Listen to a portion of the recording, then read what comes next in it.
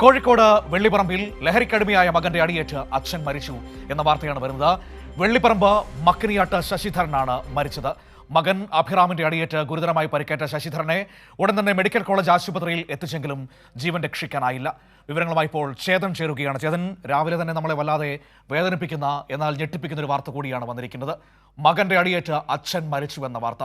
ലഹരിക്കടിമയായ ഒരു മകന്റെ മർദ്ദനമാണല്ലേ പിതാവിന്റെ മരണത്തിലേക്ക് എത്തിച്ചത്?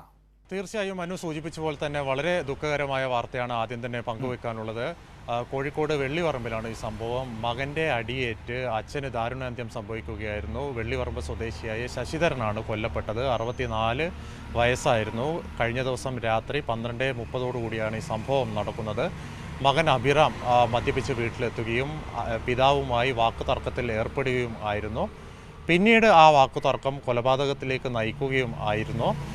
ഈ അച്ഛൻ്റെ നിലവിളി കേട്ട് സമീപവാസികൾ അയൽവാസികളൊക്കെ ഓടിക്കൂടിയാണ് ഉടനെ തന്നെ ശശിധരനെ തൊട്ടടുത്തുള്ള കോഴിക്കോട് മെഡിക്കൽ കോളേജ് ആശുപത്രിയിലേക്ക് മാറ്റിയിരുന്നു ചികിത്സക്കായി. എന്നാൽ ജീവൻ രക്ഷിക്കാനായില്ല. നിലവിൽ ഇപ്പോൾ ശശിധരൻ്റെ മൃതദേഹം കോഴിക്കോട് മെഡിക്കൽ കോളേജിലെ മോർച്ചറിയിലേക്ക് മാറ്റിയിട്ടുണ്ട്. വൈകാതെ തന്നെ പോസ്റ്റ്മോർട്ടം നടപടിക്രമങ്ങളിലേക്കൊക്കെ കിടക്കും. ഏതായാലും ഇപ്പോൾ ഈ മകൻ പോലീസ് കസ്റ്റഡിയിലാണ്. മെഡിക്കൽ കോളേജ് പോലീസ് സ്റ്റേഷൻ പരിധിയിലാണ് ഈ സംഭവം നടക്കുന്നത്. ഇയാളെ ഈ FIR ഇട്ട് വൈകാതെ തന്നെ കോടതിയിൽ മെഡിക്കൽ പരിശോധനയ്ക്ക് ശേഷം കോടതിയിൽ ഹാജരാക്കുമെന്നാണ് അറിയാൻ സാധിക്കുന്നത്.